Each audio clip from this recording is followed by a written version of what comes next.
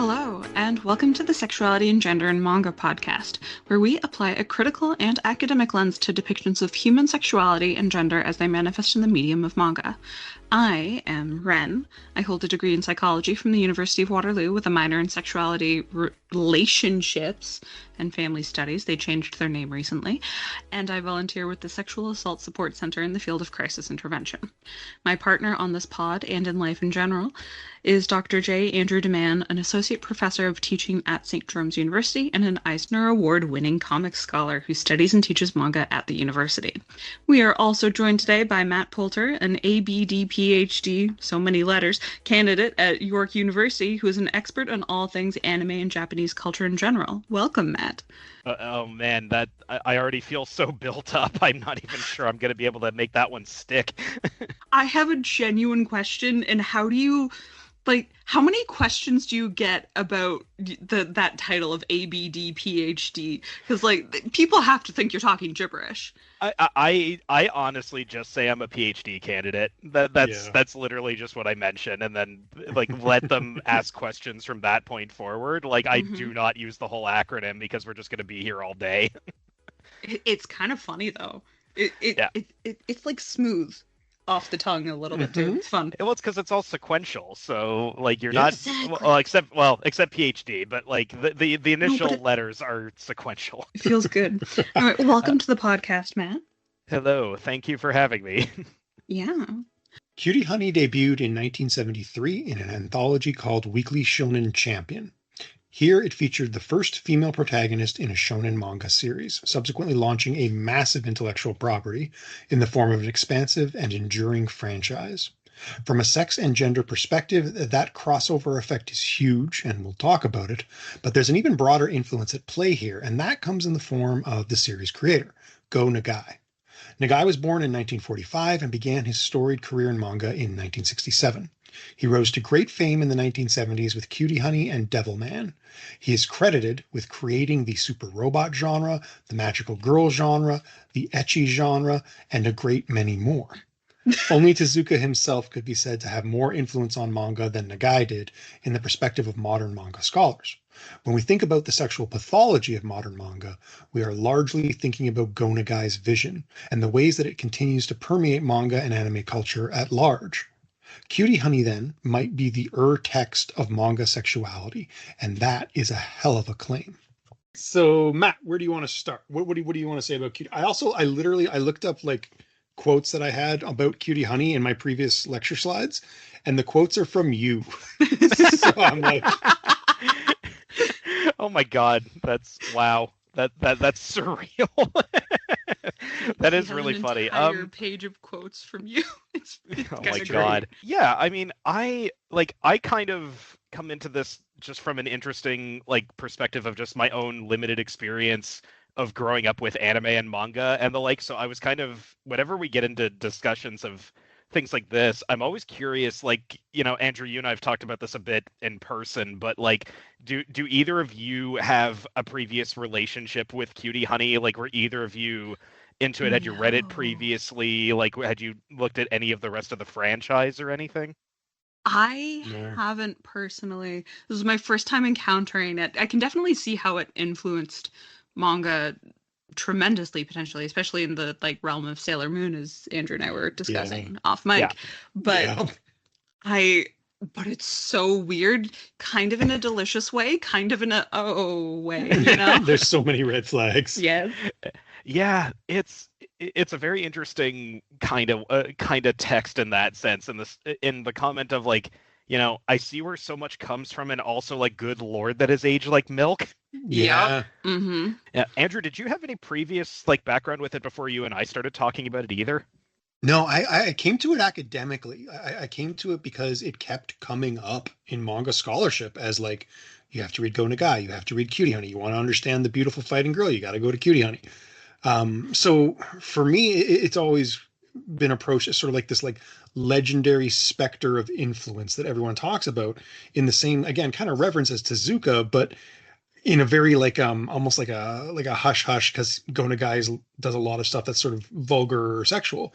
where Mhm. Tezuka is associated more with the family-friendly stuff, even though Tezuka did some stuff that was also of the ecchi variety. He Because sure did. everyone fucks. Okay, that's interesting because like just speaking about my own background with like with anime and manga and the like, I not to date myself on this podcast, but as a child of the 90s, I definitely, I come at this from my first exposure to anime in which I was conscious of it being anime was the 1995 YTV broadcast of Sailor Moon. Yep. Hell yeah. Yeah, like that literally was the entry point, and then it kind of just snowballed from there. So I definitely, I got in around the time that like it had made inroads already, but it was still kind of heavily limited by like whoever you knew had sprung for the $50 VHS tape when you when you had gone out to the video store or something, or like what could you rent from Blockbuster and convince Oh your God, I parents to miss let you watch by Blockbuster. saying it was Mhm. animation. And like as a result, I remember very vividly seeing because the first bit of Cutie Honey that I'm aware of that ever got licensed for North America was a 90s OVA called New Cutie Honey or Shin Cutie Honey. And that had actually gotten licensed by ADV Films, who like licensed a ton of stuff in the 90s and the early 2000s. Like they were the ones who brought Evangelion over and the like. And Oh, sure enough, when you watch one of their DVDs or one of their VHS tapes, you get trailers beforehand. And I remember seeing a trailer for New Cutie Honey before one of them and just being like, first kind of chuckling at the name of the thing because I was just like, wow, that could not be more Japanese in what it's named. But then also, like, I distinctly remember having a very like early teenage reaction to it in the sense that like this looks like Sailor Moon with boobs. it is. That's the thing, right? Like once I see, I came to Sailor Moon first, right? Yeah. So I understand Sailor Moon, appreciate Sailor Moon, and then I hear people say that Cutie Honey is its biggest influence or the biggest influence on it, and then I read Cutie Honey and I'm like, holy shit, that explains so much about Sailor Moon. Right. And like how Sailor Moon, and I've described it this way before, Sailor Moon as a PG version of Cutie Honey, right? Yes. Like all of the pieces are there. And I'm not Yeah. saying Cutie Honey is better than Sailor Moon because it is not, in my opinion, No, at all. I wouldn't No. claim that either. Yeah. But the way that Sailor Moon takes these sort of overtly sexual pieces and almost like the term I would use is sublimates them. Mhm. The idea of sort of sanitizing and rendering them metaphorically and allegorically. Like the Sailor Moon transformation sequence, for example, is a really good way to approach this. Yeah. It's the most sexual thing ever, but it's Yeah. not presented as a sexual thing. It's presented as a power thing, right? Yeah. And in Cutie Honey, it's the sexual thing. Absolutely, it is. Yeah, it's kind of like I remember again just as a child watching that sort of thing, like all it was the kind of thing that like the adults in the room would make implications about what you were watching, in the Yeah. sense that Yeah. I certainly remember like comments of like the Sailor Moon transformation sequences being like, oh, she's naked, and it's like as as someone watching it, I'm going like, I mean, okay, but like, so what? It didn't Mhm. really register on that part of my brain. Whereas in Cutie Honey, it's like, no, that's the point. What Yeah. else is going on? Mhm. And it's interesting too because long before I was even able to read the original manga, which I've got my my Seven Seas like official like hard book copy Us here that too. I'll try We to. do, yeah. Yeah. Okay. Cool. So yeah, I've got this here that is heavily like annotated in the like because I'm using it for my dissertation. I Um, do love a good set of sticky notes. Oh yeah, it's not too much with this one. Some of my other books are far more robust, but this one's definitely marked up. And what was interesting is it's a franchise that, in terms of the Western experience of it, it kind of got drip fed to us in a bunch of different ways. Mhm. Because one or two of the animes came over. The next really like big thing that actually made it to Western shores after the '90s one was Hideaki Anno's live action Cutie Honey movie from 2004. Did not know that existed. Oh, did you not? No. So in 2004, or like 2003, 2004-ish, for like the franchise's like 30th anniversary, they commissioned the creation of a couple of different bits like to kind of add it as a multimedia thing. So there's a manga which actually did get a Western release. I know I have a copy kicking around here somewhere, called Cutie Honey A Go Go.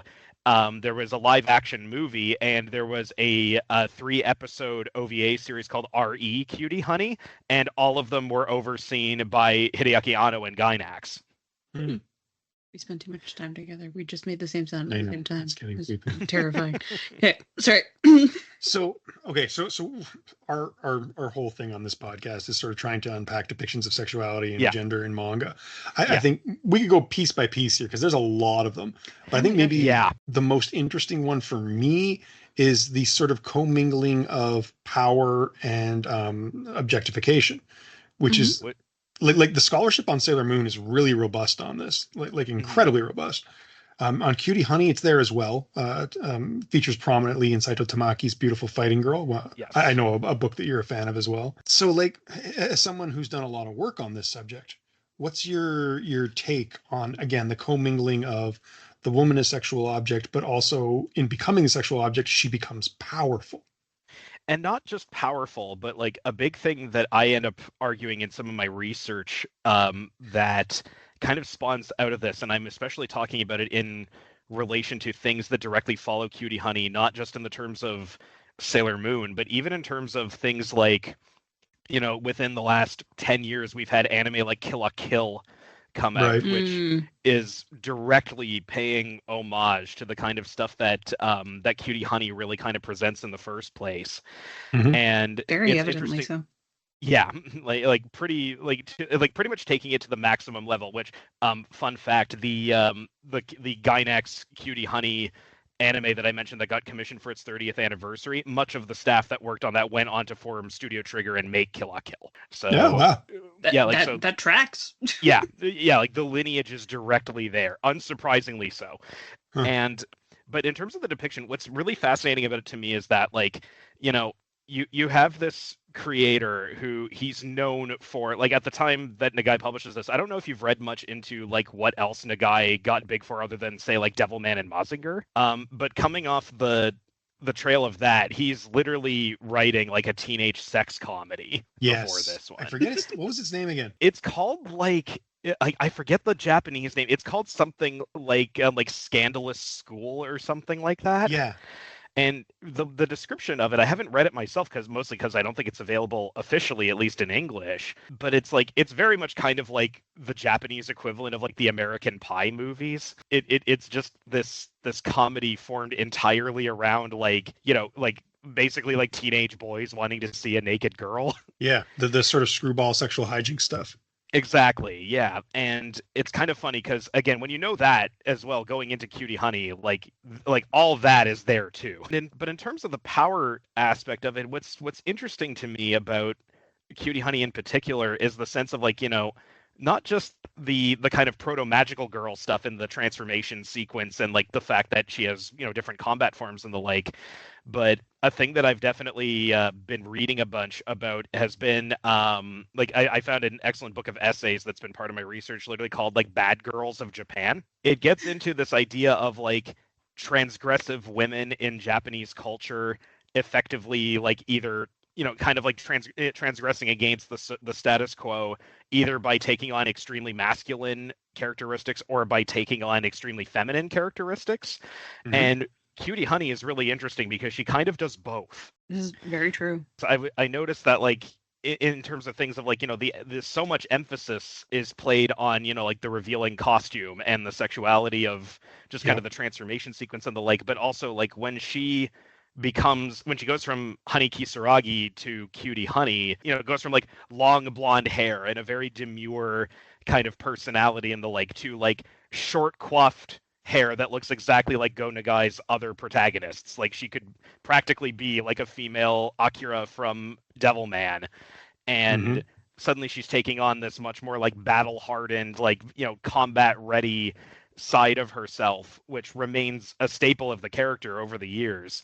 Like it is really interesting in that sense that like there is some of that like reclamation of almost kind of like a masculine perspective, but also at the same time, like she still remains very abjectly feminine. Well, and even in the villains that are present as well, right? Like Mm-hmm. the people she's in opposition to either lean very much into hypermasculine tropes Yeah. that make them bad or inherently weird in some capacity, like Mm-hmm. morally distinguishably as negative, or alternatively, they're leaning into very hyper feminine aspects, which are weird in different ways. And so it's interesting to see where it's drawing the line between subversion of gender and power between the protagonist and the antagonists, Mm-hmm. because a lot of it is also like queer coded in a way of like the queer aspects of it are usually frowned on a bit, but also not. They're very much talked about and encouraged in kind of a silly way, but then the people who enact them are usually not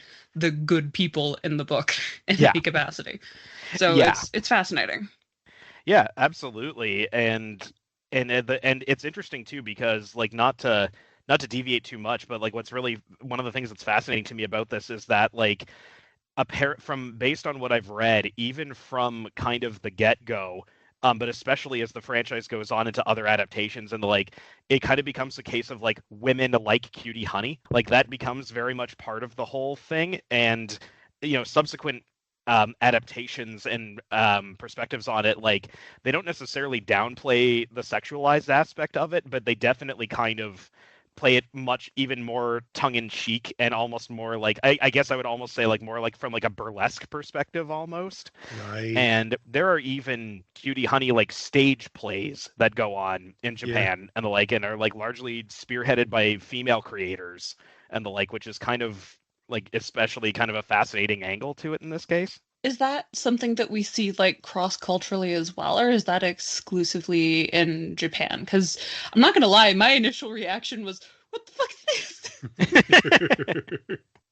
I think to some extent, like it's probably going to primarily be in Japan. I think what is interesting about it is that, like, I suspect to some extent, being the first female shonen protagonist, that's I'm huge. sure plays a role in that, in the sense that it's kind of like there's probably to some extent, unfortunately, some aspect of, what else do we have? It's that tricky one sometimes of like whenever you look at like comics or geek culture media in particular, in the sense of like, women will be like, oh, I really like, I really identify with this character, I really like them, but then at the same time you also have to wonder, like, to some extent, like, were the pickings slim, or was there something else to this one? And in this case, I think there's an argument for both, but I definitely can't ignore that aspect of it either. I agree. I have similar feelings, controversially, about the Rocky Horror Picture Show. Oh, interesting. Good timing. Yeah, 'tis the season. But yeah, 50th anniversary. Mm-hmm. Oh, I mean, really? I do feel like the reason that it's popular in part is because it was the only thing we had at the time that really represented trans identities, gender fluidity, and queer culture in general.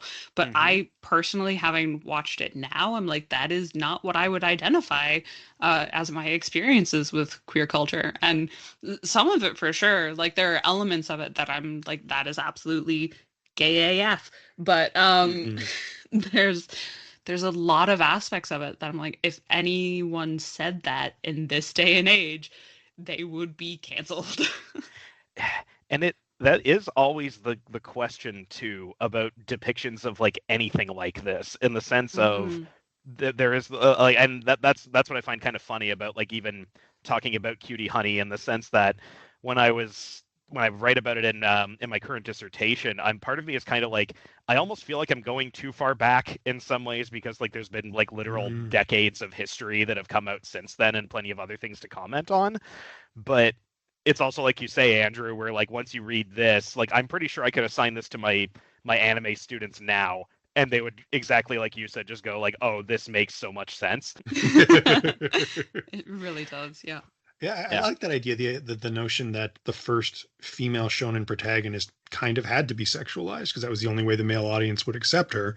And then it grew into something else, something different. It has. And it's interesting too, because it's even got like a little bit of like a lineage perspective to it, almost, in the sense that like it still continues to get adaptations. Like the most recent one was Cutie Honey Universe, which I think is an anime from 2018, if I'm not mistaken. But like, Okay. Within the last 10 years, there's been other adaptations of it, and on top of that, like even in the side of like sort of the nostalgia baiting side of it from like people who were fans of it in the West, for instance, very recently, Discotheque Media, who license a lot of like older anime properties and the like, and give them like nice upscales and put them out on Blu-ray and the like, they actually licensed a couple of Cutie Honey adaptations, including the Gainax one that had never gotten an official release in North America previously. So like, we're actually kind of living in an era where more Cutie Honey is available in our neck of the woods than ever before. And what's really fun about that too is that like in the rare bits of it that did get brought over in the 90s, Honey had a particular voice actress throughout the English dubs, which was Jessica Cavello, who's been in a bunch of things as well. And they've rehired her to dub the character in all the new releases as well. Like literally one English actress has been playing the character in all of our versions of it, at least like since the 90s. So one of the other aspects that I kind of wanted to explore a little bit with you both is there's two things I want to talk about.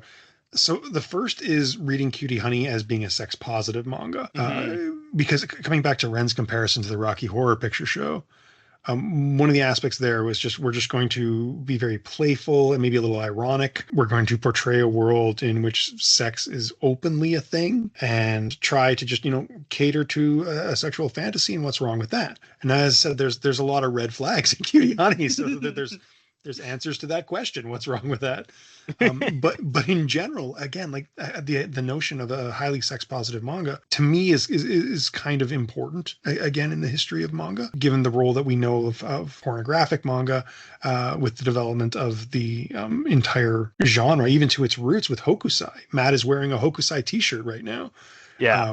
The Dream of a Fisherman's Wife is objectively a work of pornography. Yep. So I don't know. Can we, like, is that the most charitable read ever to defend Cutie Honey? Can we read this as a testament to sex positivity and Go Nagai's influence on that? I was going to say, Ren, do you want to start on that one? Sure. I would love to. I don't even know that I would necessarily qualify it as sex positive by the standard that I have, but keeping in mind that it is a bit of an older piece, I can kind of see it. I think the thing that I would find concerning in terms of labeling it as sex positive is how much inherent shame there is also coded into it. Particularly the queer, right? Particularly the queer. Yeah. I think that the way that female sexuality is approached, unless it's in relation to Cutie Honey herself, is very much done in a way that is negative. I think Cutie Honey becomes, in some ways, the object of the viewer's attention and lusts, and like the attention of everyone around her as well. And that can be positive depending on how it's used, and she uses it to kick ass. But if we look at the other characters that show up in her classroom or in the dormitories that she has, like they are all very much shamed in the way that they execute their sexuality.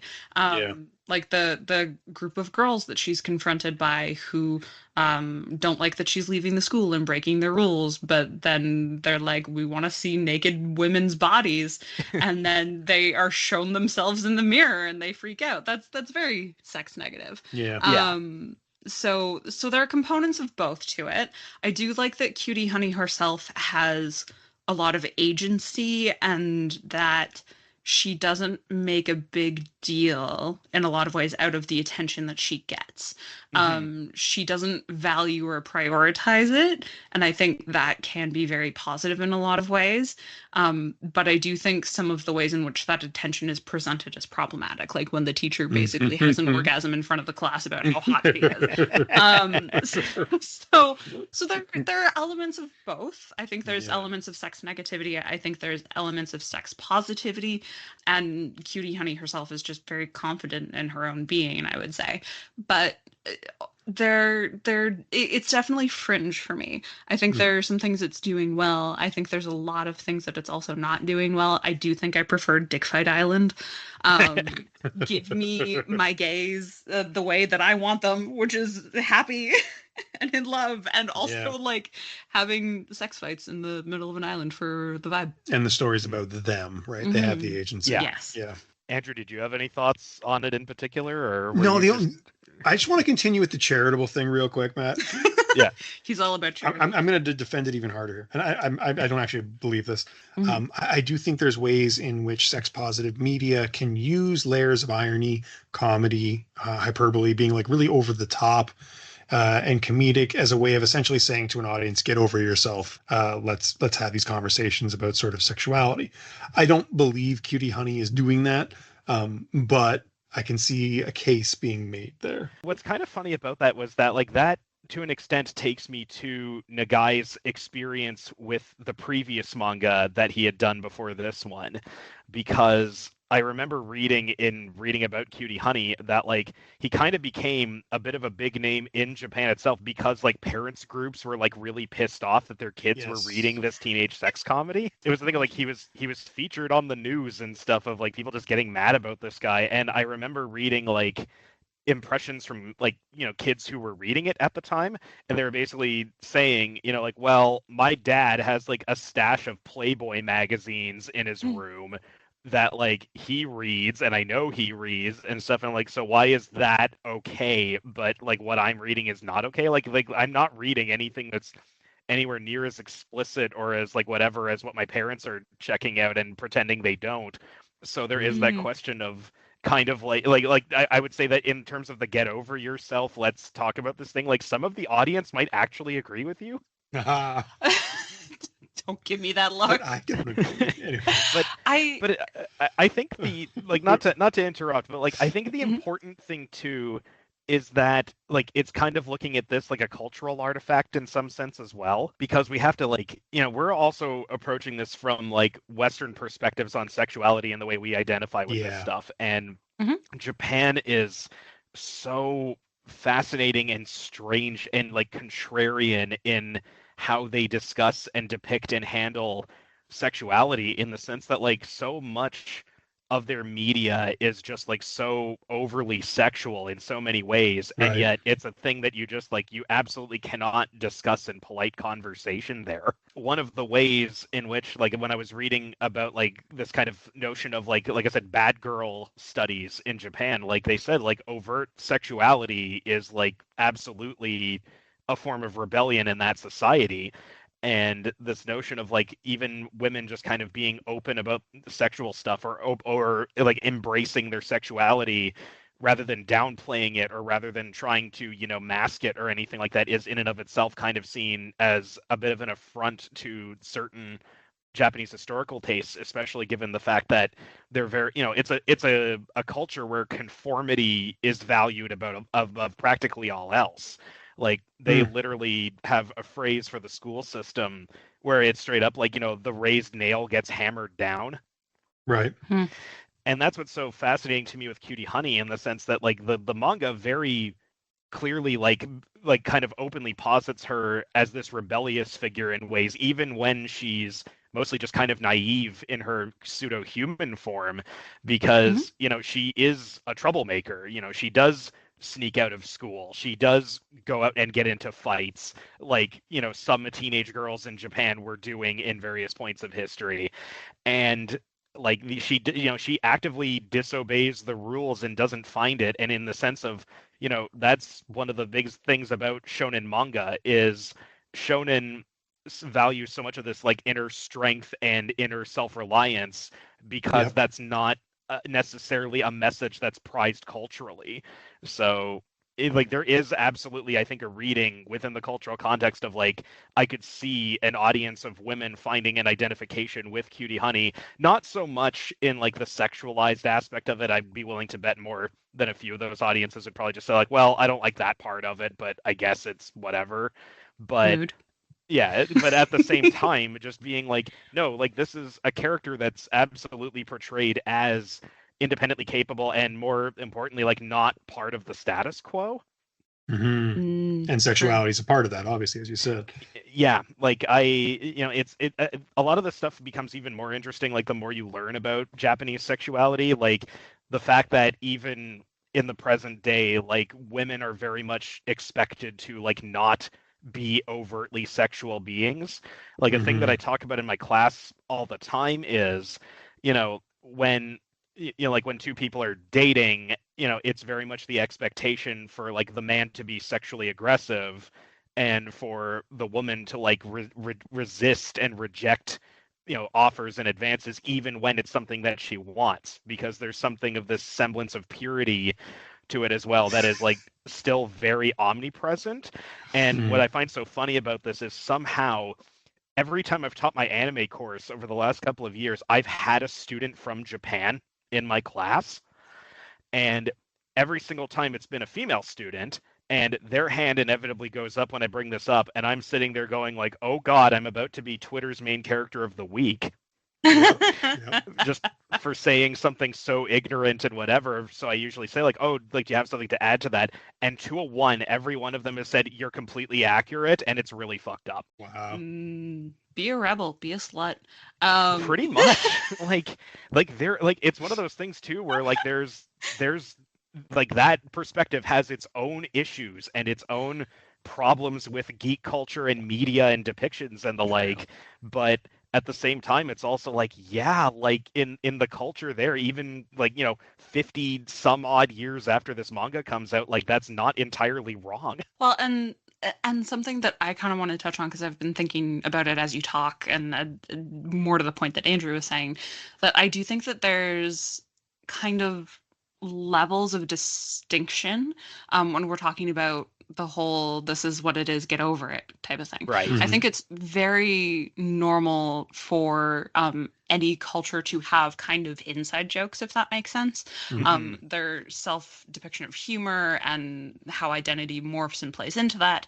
I think one of the things that Cutie Honey is presenting in some capacities is a derogatory sense of humor, where the humor is coming from shame at being laughed at, and having that identity be the problematic aspect of them, and not in a way where it is presenting it as like this is a positive identity to have, and that's more in the queer aspects of it for sure. But I don't know. I think there's levels for me of what I'm going to call like derogatory humor and absurdity, which is a lot of what Cutie Honey is presenting. But then there's also a layer of healthy self-humor that is coming from sexual empowerment, which mostly features around the protagonist, as Matt has pointed out, where she is breaking rules. She is making fun of other people very effectively and very efficiently, but like not from a sense of malice, just like she just doesn't care. And that's kind of fun. But yeah, I don't know where I fall on that in terms of it being sex positive or not, because I think the absurdity level of it is actually very disingenuous and not helpful. Like I think in terms of, especially when we're talking about dated pictures or books or manga or whatever, like there's questions in terms of, yes, this is something that was representational, but it was also absurdist, and to what degree should we be noticing that absurdity is there, and was that absurdity helpful, or did it further set up other stereotypes? So but then there's also, like, I don't think works of art should have that pressure on them necessarily to be representational of an entire identity or sexual preference. It's a challenging one with this because, like, certainly the queer aspect of this story, like, I definitely would go so far as to say, like, is very much portrayed as either outright negative or the butt of a joke. Like, there's, and if you wanted to talk from that perspective of it, like, again, if you wanted to do a dive into like queer representation in Japanese media especially, and in many ways just how behind the times, and in many ways just so like weirdly fetishized, but also just made for a point of humor, like this would be a great exhibit A in that one. It would. And even still, again, like even culturally to this day, there's all sorts of stuff that goes on like that. It's like it's so interesting to me that like boys love manga is such a phenomenon in Japan, largely read by because women. it's awesome. Yeah, So- and like predominantly consumed by women, and yet at the same time, like if you're actually trying to like narrow down how many openly queer creators there are in the manga landscape, and you're not gonna find many. No, not at all. Yeah, like it's very interesting in that sense, which like of course leads to things like internet chuds arguing like, oh, like Japan doesn't have queer people, which it's like, no, that's completely wrong. How that works. It's just varying degrees of legal dependent. Yeah, and it's also just a case too of again, like I think there's a thing to be said too about I don't know if either of you have watched many of Lindsay Ellis's internet videos, which I've consumed greatly over the years. She has a video at one point that's talking about like depictions of like Nazism in films, and she specifically talks about the producers in the sense that is a film that people with that ideology have been forever unable to like reclaim for themselves and never will be. She talks a lot about Mel Brooks comedies in general, because of course, there's the really, like in my opinion, quite wrong and quite stupid perspective of like, oh, you couldn't make Blazing Saddles today. She has a comment that I always think of, which is that like comedy is the most likely form of media to age, and it's the most likely to age poorly. And I think that's like, I would argue that the weakest bits of Cutie Honey the manga are the comedy part. Yeah, like the action sequences and the like, it's like you could make a more straightforward adaptation of this now and probably still have a pretty compelling watch. But the jokes are definitely what dates it to the period. And it's interesting because in other adaptations of the character, they maintain that level of humor, but they definitely like take it from different directions. The Hideaki Anno adaptation that comes out in the 2000s, they add like this female police chief character who is forever like she's kind of the Zenigata from Lupin equivalent of this story, in that she's the one chasing down Honey because of the fact that like, she is a lawbreaker and is a vigilante. And that ends up being really interesting because they basically, like, long story short, they end up becoming friends and allies.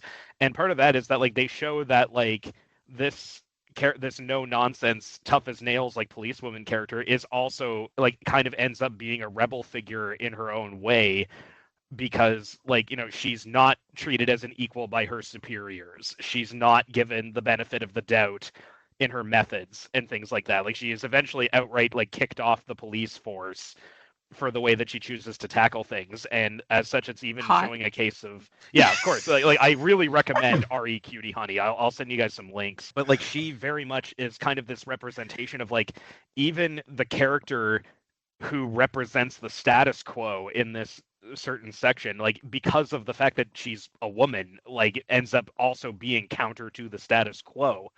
And I think that's the kind of stuff that if you add that perspective to this kind of story and you take it in that direction, it suddenly becomes really interesting. Okay. I have an evil question for you, Matt. Oh no. Oh no. I heard this same line from you during my master's defense. And you aced it. He's triggered. Oh man.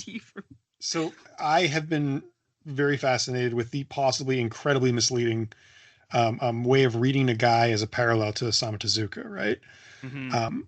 There's an argument to be made that Cutie Honey is Go Nagai's Astro Boy, his mighty atom. Tezuka is best known for his humanism, his ability to look at things that were not human and to treat them with compassion, including his villains, especially. Cutie Honey, we should note, is not a human being. Cutie Honey is an android. Yeah. Now that android could be a protagonist, that android could foster sexual desire as a fantasy. It's a fuckable android. Like there's elements to this that kind of plays off Tezuka's sense of humanism, but going a step further, because Nagai kind of renders everything through that sexual lens. But again, all of these things that we praise Tezuka for, we could argue Nagai is kind of doing, but in a way nobody wants, I guess. Or that they want very badly, but don't want to admit. I don't know. I don't know that I ever actually sat down and thought of the parallels, but like I I definitely agree to a large extent. And that's interesting too, because like it's interesting that you compare it to Mighty Atom or Astro Boy, because Tezuka also has a very famous manga that directly plays with gender and gender identity, which of course is Princess Knight. Yep. And that's kind of a fascinating one too, because that's another text that you go back to it, and like modern day critics of it have like become very divided on, in the sense that some of it is very gender affirming in a bad way, and some of it is very gender affirming in a good way. But like I like the humanity aspect of it, and that's a tough parallel for me to like comment on, in the sense that I absolutely see it, and I think that, like, there is an interesting humanity to Cutie Honey. There's an argument to be made that like sexuality is the most human thing anyone can possibly engage in. Like there is an argument to be made on it that like I personally take, in my own research and in my own tastes, I definitely take a very sex positive perspective on things. Yeah, for sure. I am horny on main, as we would once put it. Matt, I like you. But it's a thing too of, you know, there's that aspect of it too of like, it's that like it's so human, but it's also like it just makes you an idiot at the same time too. Oh yeah. And like I think brain rot, right? Exactly. And I think of like the sequence where she's disguised as a fountain statue, and the old man and the young child are just absolutely going to town on fondling what they think is a statue. And that's the kind of thing that, like, when I first got to that part in that manga, I was sitting there going, like, even I am kind of offended by this. Yeah. Like even I'm kind of like, man. But then at the same time, I'm sitting there going, like, I think back on certain things that crossed my mind when I was a teenager, and just an absolute mess of hormones, just trying to exert them in any way possible. Mm-hmm. And I'm just kind of like, you know, that's not that far-fetched sometimes. Yeah. You know, honestly, there are so many statues that have been worn down because people touch them in the inappropriate places. What about the case? So Wilfrid Laurier University, oh God, which is just down the road from the high school down the street. I mean, the high school down the street. Love you, Laurier. They have a bench statue where you can sit next to Wilfrid Laurier, and the most common thing that people do is take pictures of themselves going down on him. Yeah. It's great. It's a whole culture. Makes me so happy. I love forbid humanity sometimes. Yeah, and there's even statues in the world where you're encouraged to do that. Like it's supposed to be a luck thing. Yeah. It's so what I'm hearing is, sorry, I'm gonna make a joke, Matt. So what I'm hearing is I should hold my own boobs for luck. That is what I am gathering from this conversation. I mean, I don't know that many would dissuade you from doing so. You're not wrong. You're not wrong. It's funny too, because like again, like speaking of that scene in the manga, like not even just the reality of it either, but even if like, you know, even if there wasn't this underpinning like horn dog aspect to it, it's also kind of a thing where I'm looking at this, I'm going like, oh, these characters are not portrayed as being like either virtuous or correct or anything in this depiction. Like it's very much like you are supposed to laugh at them. Mm-hmm. No morality, just horny. Yeah, exactly. And it's like we've all, I don't know, like that's where I get so like I find it challenging with talking with media about this, especially in the present day, in the sense that I think there is definitely a lot of criticism to be leveled at something like this, but I agree too that like it takes like the humanist aspect of it and, you know, really ramps it up to unreasonable levels, which is a thing that anime just kind of does with themes that it tackles in general. So the thing that I'm like, I almost feel like it's a commentary that in this day and age, and especially with this media, like you almost have to be blatant about it, because I think some people have gotten so critical about depictions of sexuality in certain media that it goes like in wanting it to be fair and equitable and everything to everybody, which I think is an extremely noble and important goal. But sometimes people go full circle the other direction and almost back into outright conservatism. One of the things I kind of like about even just this conversation we're having is the ways in which Cutie Honey can be read as potentially quite transgressive, possibly by accident, Mhm. or potentially just, objectifying pulp. Yeah. All I know is that currently my ranking is Dick Fight Island at the top, We're doing- Cutie, Honey in the middle, Goblin Slayer, rock fucking bottom. Yeah. Oh, It's not Goblin yeah. Slayer, right? Like, It's not. Yeah. there's something to be said about that. Yeah, there's positivity there, and there's healthy exploration, and I do think Yeah. I do think one of the things that's always going to be a point of controversy with any piece of media that is sexual is that, like, as we've kind of talked about, sexual expression is rebellion because it's generally considered taboo to discuss it. Right. Yeah. Like, you don't go up and be like, yeah, I had the best orgasm today, earlier when you talk to your coworkers. Right. You know, Right. that's not a thing that you do unless you're like very open. The coolest job ever. Coolest job. Oh, maybe gynecology. Maybe gynecology No, office. definitely not. I have had at least 2 friends who at some point in their lives were strippers, and I'm sure they've had those conversations, but God, like I things are different in love that that. industry. I want that atmosphere. Oh man, Anyway. it's something else. But yeah, like that's interesting too that you guys brought up Goblin Slayer. Like, have you talked about that on this podcast? Oh Oh, yeah, yeah. it's our least watched episode because Burn Goblin it with Slayer fire. is garbage. Oh, friend, it is not our least watched episode. No? No. You said that at one point. No. It was. No. Not anymore. Oh, what's your least watch now? This one is the answer. Bunny Girl Senpai. Oh yeah, I remember. Interesting. Yep. Yeah. That's another one that I think Bunny Girl Senpai is really interesting to me because that's another one that I find Yeah, I like like people talking about it. really form an opinion about what it's about before they even interact with it. For sure. Man, And it's it sexy, kind of dream girl. invites that in its Yeah. like opening chapter, I would say. But It invites Yeah. that in the title. yeah. Yeah, well, exactly. yeah. It's like I literally have a section that I recently wrote in my dissertation where I basically have to say like, okay, perceptions of anime in the West are that it's relentlessly horny. It has kind of done everything to earn that perception. Yeah. And Go Nagai is at the forefront of that. He's leading the charge. Yeah, like even in his non-stuff like this, like in Mazinger, there's at least one female-coded giant robot that has boob missiles. Like, Yeah. Well, I Hell mean, yeah, dude. but at the same Dude, time, I- like, would we not design our robots that way? Like, if we were gonna make a gender-coded combat android, Yes, would you if not men- do that? Our robots, dude, sign me up, cyborg me up. That sounds great. I want to shoot Well. at it. No, sorry. Anyway, going back to my point. I do think, sorry, one of the things that I think is kind of interesting is, we got so sidetracked from what I was originally going to talk about,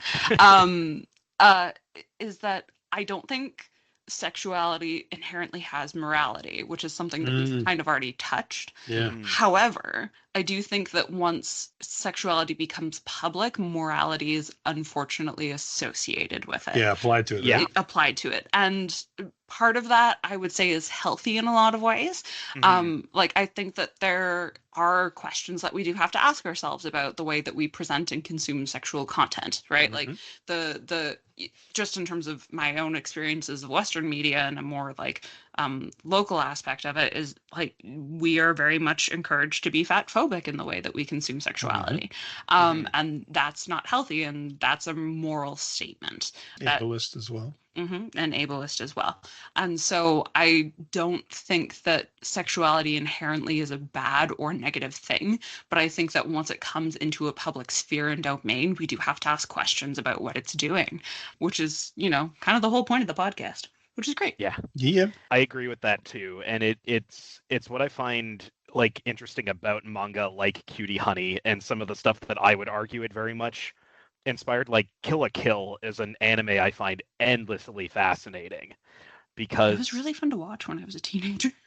it's like still really really good, and like that features prominently in my research. And that's even a case of like the idea of something being like kind of so far into what could normally be considered horny that it completely circles back around and kind of just washes over you entirely. Yep. Like just Yep. this idea of like overwhelming your senses with audacity to the point that you almost have to sit and think about the bigger themes because it's like I can't use this for any other purpose. Wow, that's really cool, Matt.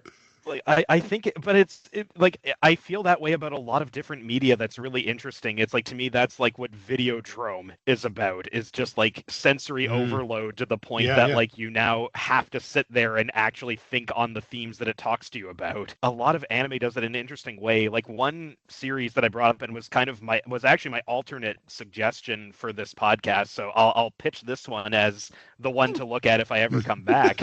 You're coming back. It's not an option. Okay. So, is a series called Keijo, which I don't know if either of you have interacted with at all. No.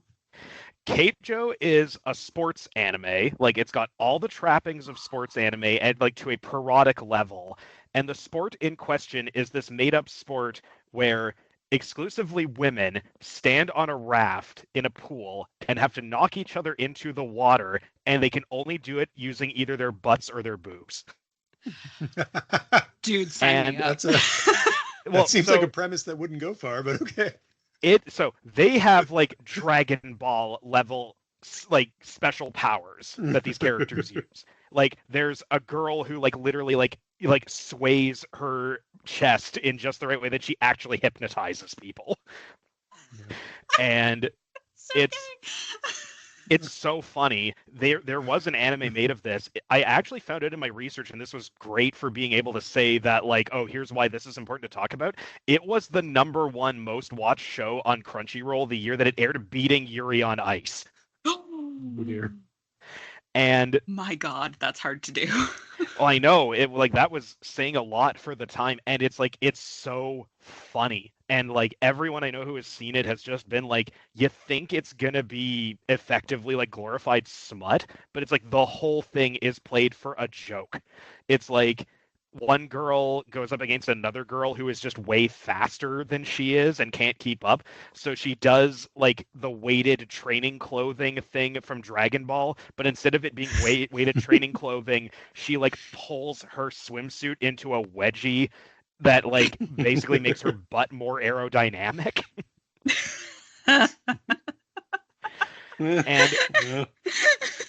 And this is the kind of thing that as I'm like watching this and reading this, I'm sitting there going like, okay, I haven't met the creator of this, I don't know him, but I'm sitting there going like, this is someone who is so aware of genre convention, and also just like they are not trying to titillate the audience with this. Like this is a thing about sexuality, but it is not trying to like appeal to your sense of sexuality. Like this is a joke.